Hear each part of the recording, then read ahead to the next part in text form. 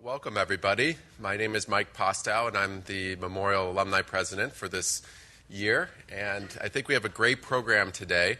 This is the Memorial Alumni meeting, so not only a great chance to get together and catch up with people, but we have an annual conference every year where we pick a topic. And usually the topics are disease-based. So last year was GI malignancies, and a couple other years prior was a lymphoma symposium.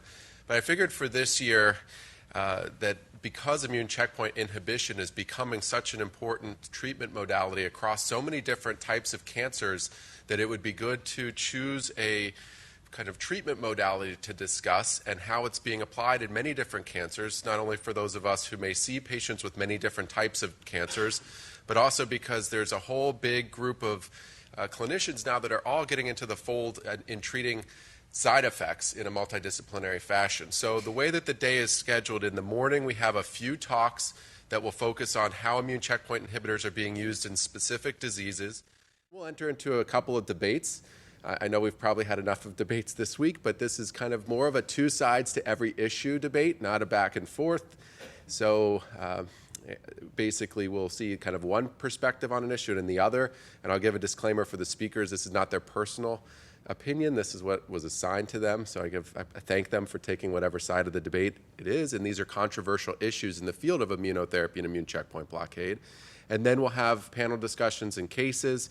In the afternoon, after lunch, we have a number of great speakers who are not oncologists, but who help take care of all of the different side effects that these patients present with that are treated with these immune therapy agents. And so I think it will be important to try to pick their brains and learn from their expertise in their own diseases, and we'll really try to see how immunotherapy is affecting all kinds of different areas of medicine and how we as oncologists and clinicians dealing with these side effects can learn from specialists that are dealing with other autoimmune diseases in their respective specialties. So with that, I'd like to just introduce our first speaker. It's Dr. Matthew Hellman from our Thoracic Oncology Service. And Matt's been a real leader in immunotherapy for lung cancer and will be sharing some of his expertise with us today. Thank you, Matt. Thank you. Okay. I think the things that I talk about today will not be particularly controversial, but I wanted to give sort of a brief run through of what's changed in lung cancer recently, which has been profound. These are my financial disclosures. If we reflect on what's happened in lung cancer in the last decade or even just the last few years, there's been, undoubtedly a sea change. For decades, people have attempted various forms of immunotherapy without success. And there was a very clear turning point in ASCO 2012, which the first report of PD-1 blockade having some benefit in patients with lung cancer. And with that as the inflection point, fast forwarding to today, just 7 years later, we've changed from nobody getting immunotherapy to everyone getting immunotherapy. This is a profound change in the way that we treat patients. It's brought up new issues, of course, related to distinct side effects, which is, I think, part of the program for today. But just reflecting on sort of how substantially and how quickly this has changed is really unique. It had been years prior that there had been no progress in the treatment of patients with lung cancer. And suddenly we're now in a period where every few months there's some new standard of care. And the reason that some of this has happened and happened so substantially and so suddenly were cases like this. This was the second patient with lung cancer who was treated with PD-1 at Sloan Kettering. He had had 7 lines of prior therapy, was still alive, but had substantial progressive disease, including this very large adrenal metastasis. He was treated with on the phase 1 study of what ultimately became nivolumab, and at his first scan had a dramatic shrinkage in his tumor, which maybe even more impressively has persisted now for 8 years. He's been off treatment for 6 of those years, living and building his house in Belize, living an entirely new life. This is somebody who is on death's door, who's now alive with I think falling off of his house in Belize is a greater risk to him than his lung cancer. This has not been possible with any other types of treatment. The possibility of allowing metastatic disease to be cured was something that we didn't talk about. And we're very quick to remind patients that in the context of metastatic disease, cure was not on the table.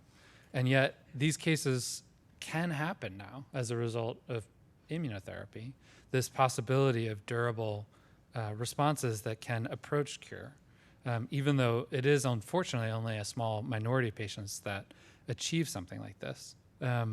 So when starting to see some of these individual cases, it of course prompted a substantial degree of attention and has become newly sort of a backbone of our treatment modalities. Sort of putting this across maybe a population level, this is a sort of artificial curve, but I think is reflective of the survival expectations of patients with metastatic lung cancer, maybe circa 2010. There was this very small, around 10% of people that had long-term survival, and at that point was probably reflective of patients with EGFR mutations who could get targeted therapies. The advent of immunotherapies initially in the second-line space has begun to raise that survival curve, increase the number, however small, of patients who achieve durable long-term survival. And as these treatments have moved progressively into earlier lines of therapy and into more selected groups of patients, that survival curve continues to be risen. So in imagining sort of what to talk about briefly today, I think that there's two key studies that sort of reflect the substantial shift in the way that we now treat patients with lung cancer. And so I just wanted to briefly review those, and I'm certainly happy to take any other questions that come.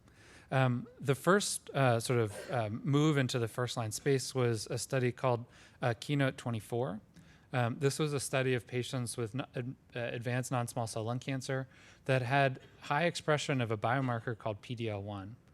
The preliminary data prior to this had suggested that PD-L1 could allow us to enrich for the likelihood of response to immunotherapy, but it's not an absolute biomarker. It's not as if you have it, you will respond, and if you don't have it, you won't respond.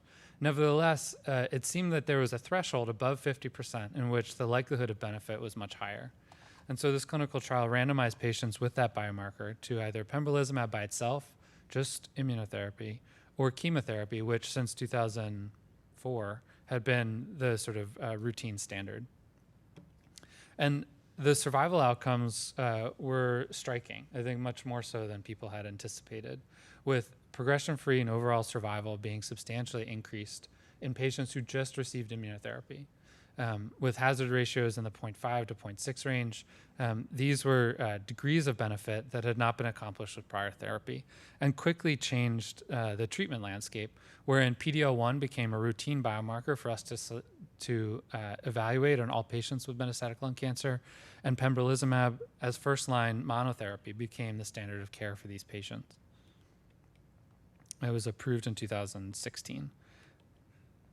The next study is the next iteration of use of immunotherapy and chemotherapy together in the first-line space.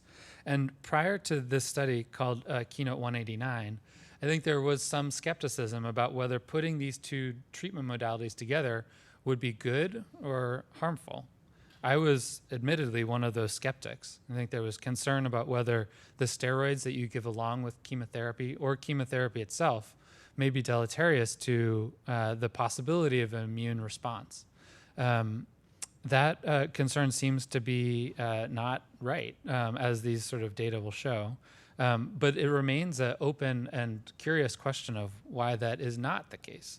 And I think will be part of the conversation in some of the panel discussions later today.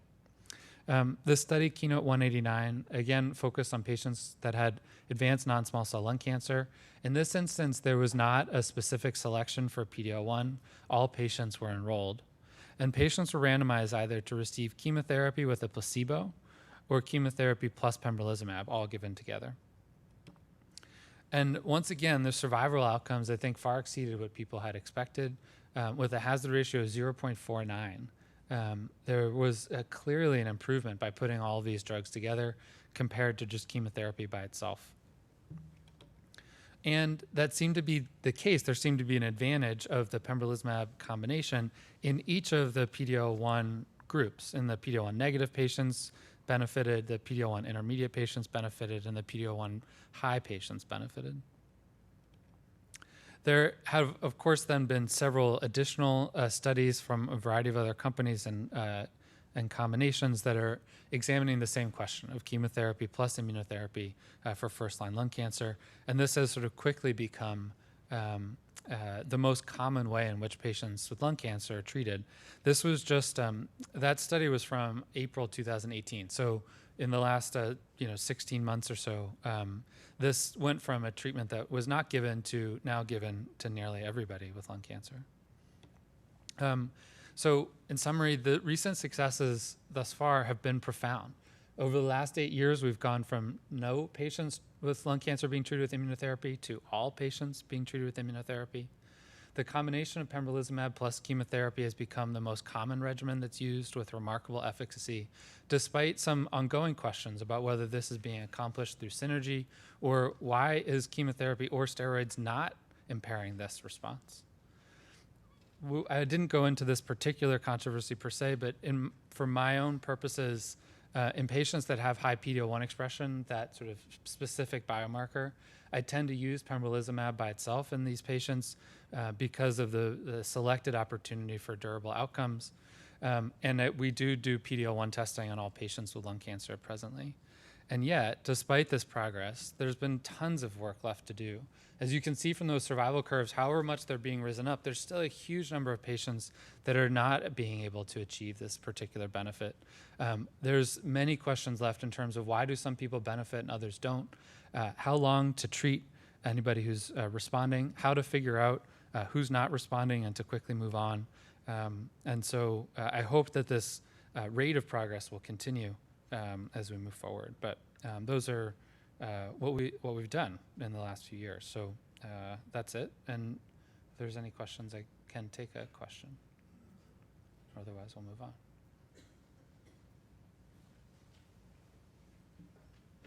Do we have any questions? We have a few minutes for questions, and then after all the speakers, we'll also have a panel discussion where the kind of group of people will all talk about the topics that came up during this morning's session. So any questions for Matt? Okay. I guess, Matt, I have one quick question. I'm not letting you off that easily. Okay. I don't know if this microphone... There we go. Okay. So for PD-L1 positive patients, we really have options of pembrolizumab monotherapy or pembro plus chemo. How do you make a decision in that case? Let's say you send a test off, their PD-L1 comes back 65% positive. How would you weigh with the patient pembro alone? I think you mentioned that was your preference, but Yeah. How do you think through this? And do you ever give pembro plus chemo for PD-L1 positive patients? It is probably the main question that people, at least in our field, are arguing about. And I'm not sure that there's a particular consensus. And to that end, I'm not sure there's a right answer. If there's any sort of clinicians in the room that are doing one or the other, I think there's reason to feel confident that you're doing the right thing because both are probably fine. The logic that I've taken is that if you look at the 1 and 2 year survivals in patients that were treated with chemotherapy plus pembrolizumab or pembrolizumab by themselves, the landmark survivals seem to be about the same. And so, for example, in the KEYNOTE-24 study, it was about 70% of patients were alive at 1 year. In the KEYNOTE-189 patients who were PD-L1 high, it was 73%. So they're essentially equivalent, though those are cross-trial comparisons that we should understandably be cautious of. I think that the addition of chemotherapy can add toxicity, and so if we don't need it, I'd rather not do it. But there are individual cases in which I do use the combination. There have been a few cases in which patients have overwhelming symptom burden, and we want to just throw everything that we can at that particular instance out of concern that if we get it wrong, we're not going to get a second chance to try it with a different treatment. And I've had 2 of those patients recently who have been really informative. Both had very high PD-L1 expression. One was hospitalized, and another just was, extraordinarily dyspneic and hypoxic at the time we first met him. And we treated both of them with the combination. And after 2 or 3 doses of the combination, they were doing fantastic. These are the Lazarus stories that are most satisfying. And thereafter, we stopped the chemotherapy and continued immunotherapy on its own, and they're doing great. And so I think in those instances, chemotherapy can be used as a tool to try and prevent early death in patients with high symptom burden. But it doesn't need to be continued forever if it seems like the degree of that response is really driven by the durability of immunotherapy. And so in patients that have that sort of severe symptom burden, disease burden, I would feel comfortable using the combination. It doesn't seem to decrease the likelihood of benefit. It just comes with some toxicity that if a patient's otherwise feeling well, I'd prefer to avoid. Okay. Yeah, quick question, Omar. Yeah. Hold on one second. Let me bring them. You mentioned this tumor mutation burden relative to PD-L1. Are most of these patients high tumor mutation burden anyway, or where are we at with that? Because these are independent factors, and I'm just wondering if if PD-L1 is low but tumor mutation burden is high, Yeah. is it worth trying? I mean, I just was wondering if that's been. It's a good question, one that we spent a lot of time focusing on, and I wish that there was sort of a simple answer to the question. I think that there's a few things that are true.